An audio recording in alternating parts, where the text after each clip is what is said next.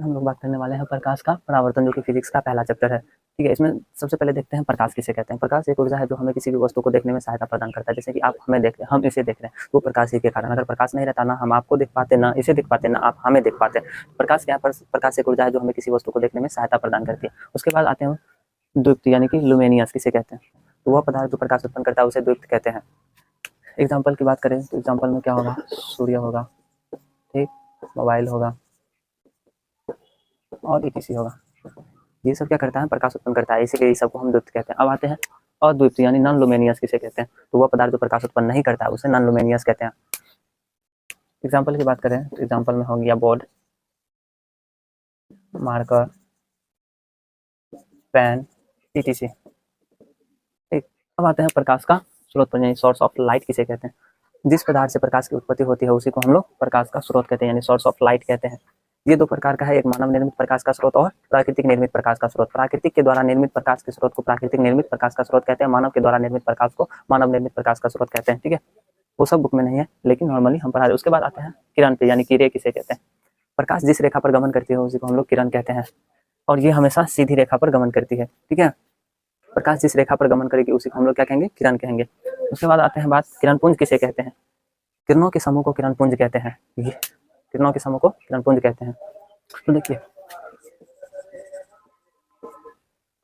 किरण पुंज 3 प्रकार के होते हैं। एक अपसारी किरण पुंज, अभिसारी किरण पुंज और समांतर किरण पुंज। अपसारी किरण पुंज को अपसरित किरण पुंज भी कहते हैं, अभिसारी किरण पुंज को संसरित किरण पुंज भी कहते हैं। ठीक है, तो देखिए, अपसारी किरण पुंज किसे? जब प्रकाश की किरणें एक निश्चित बिंदु से निकलकर आगे की ओर फैलती चली जाती है तो उसी को अपसारी किरण पुंज भी कहते हैं। इसमें किरणों के बीच की दूरी आगे बढ़ने पर, यहाँ देखिए आगे बढ़ रहा है ना, तो आगे बढ़ने पर इनमें किरणों के बीच की दूरी क्या हो रही है? किरणों के बीच की दूरी बढ़ती जा रही है। ठीक है, उसके बाद है अभिसारी किरण पुंज। वह किरण पुंज जिसमें प्रकाश की किरणें एक निश्चित बिंदु पर आकर मिलती है उसी को अभिसारी किरण पुंज कहते हैं। इसमें देखिए, इसमें आगे बढ़ने पर किरणों के बीच की दूरी घटती चली जा रही है। देखिए, आगे बढ़ने पर इनके बीच की दूरी घट रही है। ठीक है, और एक निश्चित बिंदु पर आकर यहाँ पे मिल जा रही है। तो वह किरण पुंज जिसमें प्रकाश की किरणें एक निश्चित बिंदु पर आकर मिलती है उसी को हम लोग अभिसारी किरण पुंज कहते हैं। इसे संसरित किरण पुंज के नाम से भी जानते हैं। अब बात करते हैं समांतर किरण पुंज, यानी कि पैरेलल बीम की। वह किरण पुंज जिसमें प्रकाश की सभी किरणें एक दूसरे के समांतर और समांतर किरण पुंज कहलाता है। देखिए, इसमें भी एक पूरा जो लाइट है ना, एक दूसरे के समांतर, इनके बीच की दूरी, किरणों के बीच की दूरी हमेशा बराबर होगी। ठीक है, कभी आपने लेजर लाइट देखा होगा, वो जो बारते हैं तो वो उससे जो निकलता है लाइट, तो वो किस में होता है? समांतर में होता है। समांतर किरण पुंज उसका एक अच्छा उदाहरण होता है। क्या? Laser light. अगर बात करें अपसारी किरण पुंज की, तो इसमें एक क्या हो सकता है? बल्ब हो सकता है, एक अच्छा उदाहरण। ठीक, उसके बाद अभिसारी किरण पुंज की बात करें तो अभिसारी किरण पुंज में कभी देखा होगा लेंस, जब बच्चे में हम लोग लेंस से क्या कागज को जलाते हैं, तो वो अभिसारी किरण पुंज का एक वो उदाहरण हो गया। अब बात करते हैं प्रकाश माध्यम, यानी कि लाइट मीडियम की। लाइट मीडियम किसे कहते हैं? जिस माध्यम से प्रकाश गमन करती है उसी को हम लोग क्या कहते हैं? प्रकाश माध्यम कहते हैं। जिस माध्यम के द्वारा प्रकाश गमन करती है उसी को हम लोग प्रकाश माध्यम कहते हैं। ये 3 प्रकार के होते हैं, एक पारदर्शी माध्यम, अपारदर्शी माध्यम और पारभासी माध्यम। जिस पदार्थ से प्रकाश की किरणें पूर्ण रूप से आर पार हो जाती है उसी को हम लोग पारदर्शी पदार्थ कहते हैं। वह पदार्थ जैसे प्रकाश की किरणें पूर्ण रूप से आर पार होती है, पारदर्शी पदार्थ कहलाता है। एग्जाम्पल जैसे हम ले ले तो हवा हो गया, कांच हो गया, पानी हो गया और बहुत सब है। लेकिन अपारदर्शी माध्यम की बात करें तो वह पदार्थ जैसे प्रकाश की किरणें बिल्कुल ही आर पार नहीं होते, उसे अपारदर्शी माध्यम कहते हैं। जैसे बोर्ड, मार्कर, पेन, बुक और बहुत सब है etc।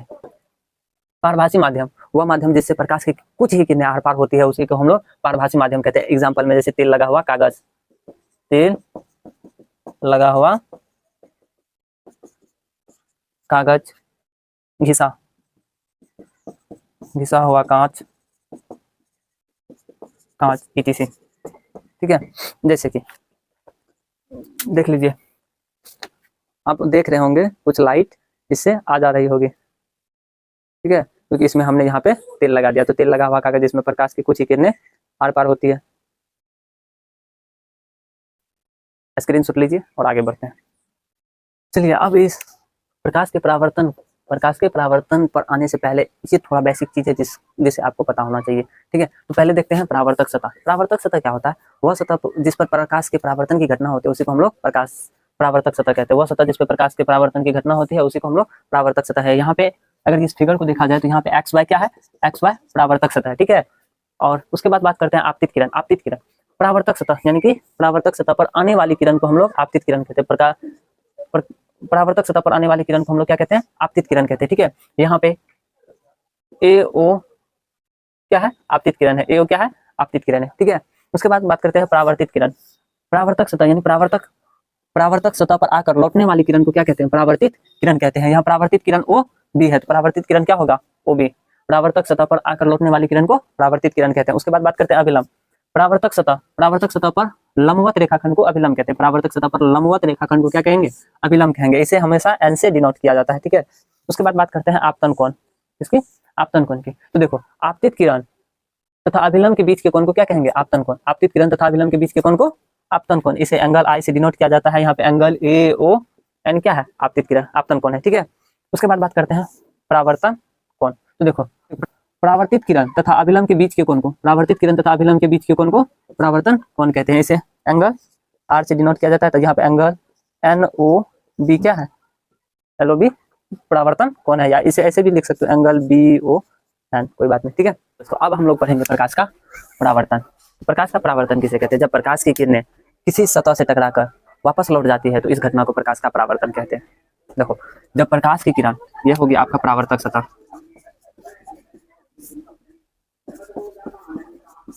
जब प्रकाश की किरण परावर्तक सतह से टकराकर पुनः वापस लौट जाती है तो यह घटना प्रकाश का परावर्तन कहलाता है। इसके दो नियम हैं। पहला, आपतित किरण, परावर्तित किरण तथा अभिलंब तीनों एक ही बिंदु तल पर स्थित होता है। कौन? आपतित किरण, परावर्तित किरण तथा अभिलंब तीनों एक ही बिंदु तल पर स्थित होता है। ये प्रकाश के परावर्तन का पहला नियम है। अब बात करते हैं दूसरे नियम की। दूसरा नियम क्या कहता है? आपतन कोण तथा परावर्तन कोण हमेशा बराबर होगा इसमें, यानी कि एंगल I, सेकंड लॉ से एंगल I बराबर एंगल R, ठीक, हमेशा बराबर हुआ। ये प्रकाश का परावर्तन का दूसरा नियम। पहला नियम, आपतित किरण, परावर्तित किरण तथा अभिलंब तीनों एक ही समतल बिंदु पर स्थित होगा। दूसरा, आपतन कोण हमेशा परावर्तन कोण के बराबर होगा। आपतन कोण ये रहा, अभिलंब और आपतित किरण के बीच के कोण को आपतन कोण कहते हैं। परावर्तित किरण और अभिलंब के बीच के कोण को परावर्तन कोण कहते हैं। अब देखते हैं इमेज यानी प्रतिबिंब किसे कहते हैं। जब प्रकाश की किरण किसी बिंदु स्रोत से निकलकर परावर्तन के बाद जिस बिंदु पर मिलती है या मिलती हुई प्रतीत होती है उसी को हम लोग प्रतिबिंब कहते हैं। एक बार फिर से सुनिए। जब प्रकाश की किरण किसी वस्तु से निकलकर परावर्तन के बाद जिस बिंदु पर मिलती है या मिलती हुई प्रतीत होती है उसी को हम लोग प्रतिबिंब कहते हैं। इसके दो प्रकार हैं, एक रियल इमेज, एक वर्चुअल इमेज, यानी वास्तविक प्रतिबिंब और काल्पनिक प्रतिबिंब। वास्तविक प्रतिबिंब किसे कहते हैं? जब प्रकाश की किरण किसी बिंदु स्रोत से निकलकर परावर्तन के बाद जिस बिंदु पर मिलती है उसी को हम लोग वास्तविक प्रतिबिंब कहते हैं। इसका देखिए काल्पनिक प्रतिबिंब का, जब प्रकाश की किरण दर्पण से परावर्तन के बाद जिस बिंदु पर मिलती हुई प्रतीत होती है उसी को हम लोग काल्पनिक प्रतिबिंब कहते हैं। चलिए अब इन दोनों के बीच अंतर को देखते हैं। तो देखिए, वास्तविक प्रतिबिंब वास्तविक कटान से बनता है।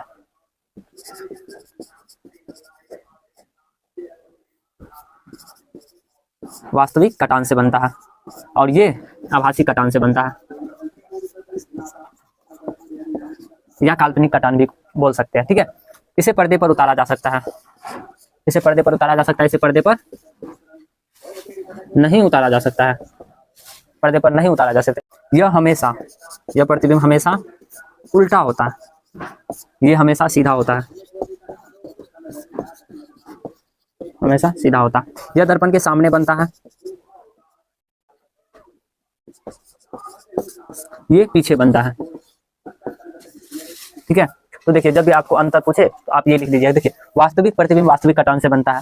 वास्तविक प्रतिबिंब को पर्दे पर उतारा जा सकता है, ये हमेशा उल्टा बनता है, यानी कि वस्तु की अपेक्षा ये जो प्रतिबिंब होगा ये उल्टा होगा।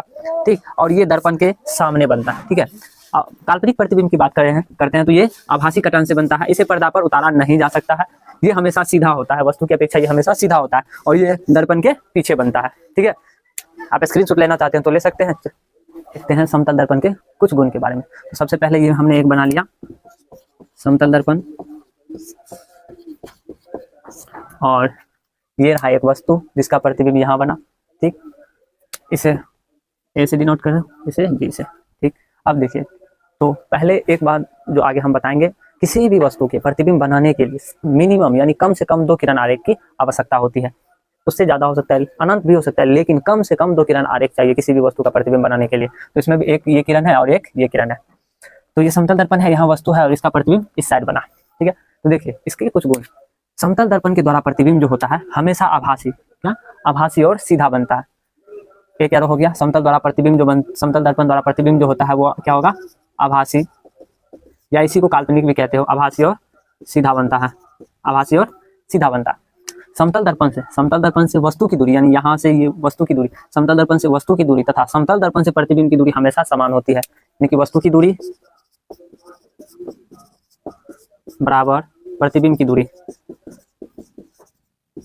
बिंब की दूरी किससे, तो दर्पण से, दर्पण से वस्तु की दूरी तथा प्रतिबिंब की दूरी हमेशा बराबर होता है। ठीक, अगर समतल दर्पण में किसी भी वस्तु की चाल यानी SP2 भी है, या मान लीजिए ना किसी वस्तु की चाल भी है, तो इसके प्रतिबिंब की चाल, इधर से जो प्रतिबिंब की चाल होगी वो 2 भी हो जाएगी। वस्तु की चाल भी तथा प्रतिबिंब की चाल, बिंब की चाल 2 भी होगी। ठीक, तो देखिए समतल दर्पण में किसी वस्तु की चाल अगर भी है तो उसके प्रतिबिंब की चाल 2 भी है, यानी मान लीजिए ये समतल दर्पण है, इधर किसी वस्तु को अगर फेंकेंगे जिस चाल से, तो वहां फिर दर्पण में जो देखेगा वो उस वस्तु की चाल जो हम इधर से फेंके, अगर इसकी चाल भी है तो प्रतिबिंब में जो दिखेगा वो इधर आते हुए उसकी चाल 2 भी होगी, यानी कि 2 गुनी होती है। ठीक है, जैसे मान लीजिए ये दर्पण है, इधर से हम इस मार्कर को फेंके, इधर से मार्कर को हम मान लीजिए 2 मीटर पर सेकंड के स्पीड से फेंके, तो इधर से प्रतिबिंब की जो होगी, यहाँ जैसे मार्कर यहाँ है तो प्रतिबिंब भी यहाँ बनेगा, यहाँ से फेंके 2 मीटर पर सेकंड की वेग से, तो ये फिर आभासी रूप में जो आता हुआ मार्कर दिखेगा वो 4 मीटर पर सेकंड होगा। समझ गए? चलिए अब बात करते हैं, इसमें पार्श्व परिवर्तन की क्रिया होती है। ये क्या होता है, जैसे कि आप कभी समतल दर्पण के सामने खड़े होइएगा तो आपका दाहिना हाथ लगेगा बायां हाथ है, और बायां हाथ लगेगा दाहिना हाथ है। इसमें किसी भी, जैसे कि ये R है, इसमें पार्श्व परिवर्तन की क्रिया मतलब इसको 180 डिग्री चेंज कर देता है, कितना 180 डिग्री घुमा देता है। ठीक है, तो ये ऐसे दिखेगा। इसके लिए एक देखिए सिंपल सी बात, ये क्या है, R है। ठीक, इसको जब 180 डिग्री घुमाइएगा तो देखिए यहाँ से इसको मूव कीजिएगा तो ऐसे ऐसे ऐसे ऐसे करके ये यहाँ तक 180 डिग्री होगा, तब ये ऐसे दिखेगा। फिर इसको 360 डिग्री घुमाइएगा तो फिर ये ऐसे होगा। ठीक है, तो इसमें किसी भी वस्तु को ये 180 डिग्री मूव कर देता है, यहाँ 180 डिग्री मूव होगा तो ये ऐसे दिखेगा, जो कि हम यहाँ भी दिखाए हैं। ठीक है, ये क्या है, समतल दर्पण है। एक बार फिर से इनके गुणों पर चर्चा करते, देखिए समतल दर्पण द्वारा प्रतिबिंब जो होगा ये आभासी और सीधा बनता है। ठीक है, समतल दर्पण से वस्तु की दूरी तथा प्रतिबिंब की दूरी, समतल दर्पण से वस्तु की दूरी तथा समतल दर्पण से प्रतिबिंब की दूरी हमेशा बराबर होती है। ठीक, समतल दर्पण में अगर किसी वस्तु की चाल भी है तब उसके प्रतिबिंब की चाल 2 भी हो जाएगी, उसके प्रतिबिंब की चाल 2 भी आएगी। अगर हम किसी वस्तु को समतल दर्पण की और 2 मीटर पर सेकंड की वेग से फेंक रहे हैं तो दर्पण से वो वस्तु 4 मीटर पर सेकंड की वेग से आते हुए प्रतीत होगी। ठीक है, और इसमें पार्श्व परिवर्तन की क्रिया होती है, या किसी भी चीज को 180 डिग्री मूव करके दिखाता है। अब पढ़ते हैं गोलीय दर्पण। गोलीय दर्पण 2 प्रकार का, एक अवतल दर्पण और एक उत्तल दर्पण, कनकैव मिरर और कन्वेक्स मिरर। तो अवतल दर्पण वह गोलीय दर्पण जिसका परावर्तक सतह धंसा रहता है, अवतल दर्पण कहलाता है। वह गोलीय दर्पण जिसका परावर्तक सतह उभरा रहता है, उत्तल दर्पण कहलाता है। ये जो देखिए, ये जो दर्पण होता है ना, ये एक गोले के अंश तक काट के बनाया जाता है। ये गोला इस तरह से बनता है ना, इसके अंश रूप में इसको काट के बनाया जाता है। इसको एक्स ले लीजिए, ये वाई ले लीजिए, एक्स वाई दर्पण है, ये भी एक्स और ये भी वाई। ठीक है, तो देखिए, तो यहाँ से यहाँ वृत्त की त्रिज्या हो गई, वृत्त की त्रिज्या को वक्ता त्रिज्या कहते हैं। ठीक है, ये आगे हम बात करेंगे। ठीक है, पहले ये समझ लीजिए, तो ये त्रिज्या है, इसीलिए इसको हम R लिख दिए, यानी रेडियस। इसमें भी ये पूरा वृत्त हो गया, ये केंद्र C को केंद्र मान लिए हैं, और ये केंद्र से इस यहाँ तक की दूरी को वक्ता त्रिज्या कहते हैं। ठीक है, ये कुछ बेसिक जानकारी है जो कि पढ़ना है, और इससे आगे तब हम समझेंगे। तो पहले बात हम करते हैं ध्रुव की। तो मान लीजिए ये एक्स और वाई क्या है, दर्पण है, तो दर्पण के मध्य बिंदु को क्या कहते हैं, ध्रुव कहते हैं। इन दोनों के मध्य स्थान ये हो गया ना, तो इसी को हम लोग क्या बोलेंगे, ध्रुव कहेंगे। इसको क्या चीज से डिनोट किया जाता है, P से डिनोट किया जाता है। देखिए, दर्पण के मध्य बिंदु को ध्रुव कहते हैं, इसे P से डिनोट करते हैं, कोई दिक्कत। चलिए अब बात करते हैं वक्ता केंद्र की। तो देखिए, गोलीय दर्पण जिस खोखले, ये क्या है, गोला, तो गोलीय दर्पण जिस खोखले गोले का भाग होता है उसके केंद्र को वक्ता केंद्र कहते हैं। इसको C से डिनोट करते हैं, हम भी C से डिनोट कर दिए। अब देखिए, अब बात करते हैं वक्ता त्रिज्या की। ध्रुव और वक्ता केंद्र के बीच की दूरी को वक्ता त्रिज्या कहते हैं, इसे R से डिनोट करते हैं, कैपिटल R से। एक बार फिर से सुनिए, ध्रुव और वक्ता केंद्र के बीच की दूरी को वक्ता त्रिज्या कहते हैं, इसे R से डिनोट करते हैं। अब बात करते हैं प्रधान अक्ष या मुख्य अक्ष की। तो देखिए, ध्रुव और वक्ता केंद्र को मिलाने वाली रेखाखंड, ध्रुव और वक्ता केंद्र को मिलाने वाली रेखाखंड प्रधान अक्ष या मुख्य अक्ष कहलाता है। तो ये हो जाएगा आपका प्रधान अक्ष, या इसी को मुख्य अक्ष भी कहते हैं। इधर भी देख लीजिए, तो ये आपका हो जाएगा प्रधान अक्ष। ठीक, फिर से एक बार देखिए, ध्रुव और वक्ता केंद्र को मिलाने वाली रेखाखंड प्रधान अक्ष कहलाता है। इसमें भी ध्रुव यहाँ है, ध्रुव और वक्ता केंद्र को मिलाने वाली रेखाखंड प्रधान अक्ष या मुख्य अक्ष कहलाता है। अब बात करते हैं फोकस। वक्ता त्रिज्या के मध्य बिंदु को फोकस कहते हैं। वक्ता त्रिज्या यानी आर, इसके आधा जो होगा मध्य, इसके मध्य में सपोज कीजिए यहाँ से ये आर है, इसके मध्य बिंदु यहाँ आना चाहिए, इसको क्या, इसके मध्य बिंदु यहाँ होगा, तो यहाँ होगा तो फोकस यहाँ ये, ठीक है। इसमें भी देखिए यहाँ से इसकी, यहाँ से ये और यहाँ से इसकी दूरी, ये वक्ता त्रिज्या हो गया, इसके मध्य बिंदु यहाँ हो गया, तो इसी को क्या बोलते हैं, फोकस।